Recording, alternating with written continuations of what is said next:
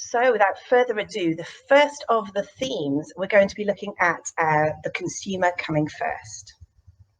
So I think, if we touch back on this issue of smaller firms, one of the messages that is coming out, and I've read, the releases for the bigger firms, I've read releases for the more general ones, and there is absolutely a message from the FCA that Principle 6, so treating customers fairly, is at the heart of everything the FCA is saying. They want the customer, the consumer, to come out of this in the best possible place they can. So we see it in the insurance release, which said you need to make sure all your promotions are fair, clear, and not misleading. We've seen it heavily within the banking and the consumer credit space.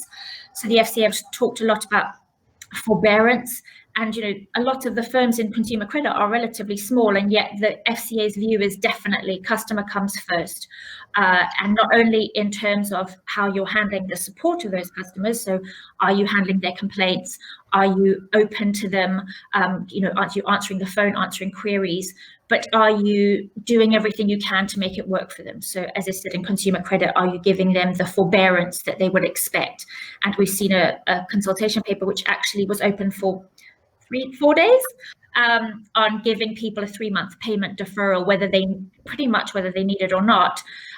So I think when you're working at a firm and you're thinking about how do we manage this, it's not just, while the FCA is saying, absolutely acknowledging it's a pandemic, absolutely acknowledging you need to keep your staff safe, how are you making sure that your customer stays at the heart of what you do? How are you making sure that they know what you're doing, that they know? We're going to talk through some other key aspects about your business, but thinking about how are you getting the message of what you're doing behind the scenes over to those customers.